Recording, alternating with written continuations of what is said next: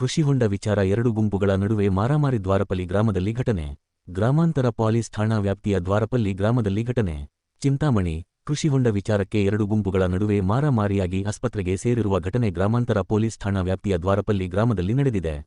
ದ್ವಾರಪಲ್ಲಿ ಗ್ರಾಮದ ನಾರಾಯಣಮ್ಮ ಕೋಮ್ಲೇಟ್ ಹನುಮಪ್ಪ 60 ವರ್ಷ ರವರ ಗ್ರಾಮದ ಸರ್ವೆ ನಂಬರ್ 13 ರ 1 ಎಕರೆ 25 ಗುಂಟೆ ಜಮೀನಿನಲ್ಲಿ ಕೃಷಿ ಹೊಂಡವಿದ್ದು ಪಕ್ಕದ ಜಮೀನವರಾದ ಕದಿರಪ್ಪ ಎಂಬುವರು ಗುಂಪು ಕಟ್ಟಿಕೊಂಡು ಬಂದು ಹಲ್ಲೆ ಮಾಡಿದ್ದಾರೆ ಎಂದು ಚಿಂತಾಮಣಿ ಸಾರ್ವಜನಿಕ ಆಸ್ಪತ್ರೆಯಲ್ಲಿ ಚಿಕಿತ್ಸೆ ಪಡೆಯುತ್ತಿರುವ ನಾರಾಯಣಮ್ಮ ಎಂಬುವರು ಗ್ರಾಮಾಂತರ ಪೊಲೀಸ್ ಠಾಣೆಗೆ ದೂರು ನೀಡಿದ್ದಾರೆ.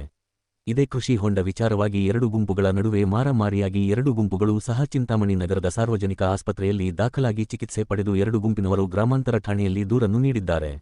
ಇನ್ನು ಪೊಲೀಸರು ಆಸ್ಪತ್ರೆಗೆ ಭೇಟಿ ನೀಡಿ ಎರಡು ಗುಂಪುಗಳಿಂದ ಹೇಳಿಕೆ ಪಡೆದುಕೊಂಡು ಮುಂದಿನ ಕ್ರಮ ಕೈಗೊಂಡಿದ್ದಾರೆ. నా పేరు నారాయణమ్మ. దారపల్లి మాది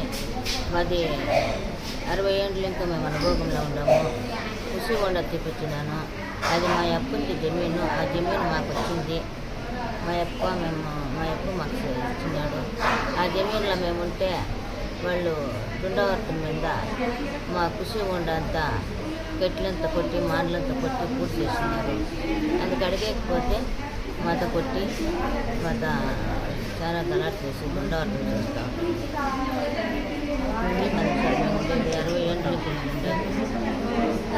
60 ఏళ్ళ నుంచి మేము ఉండే వెళ్తే ఇప్పుడు చేస్తున్నారు. ఇప్పుడు మాకంతా కొట్టి ఇండ్లు పెట్రోల్ పోస్తాము, అగ్గి పెట్టేస్తాము అని దిగులు కొట్టి చేస్తాము. రేపు బిడ్డలంతా ఈతకి వచ్చేసినారు హాస్పిటల్కి. కంప్లైంట్ మన ఇచ్చింది రాలేదు.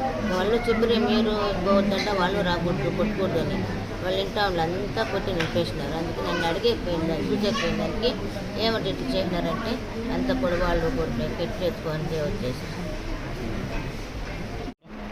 ನನ್ನ ಹೆಸರು ಅಕ್ಷಯ.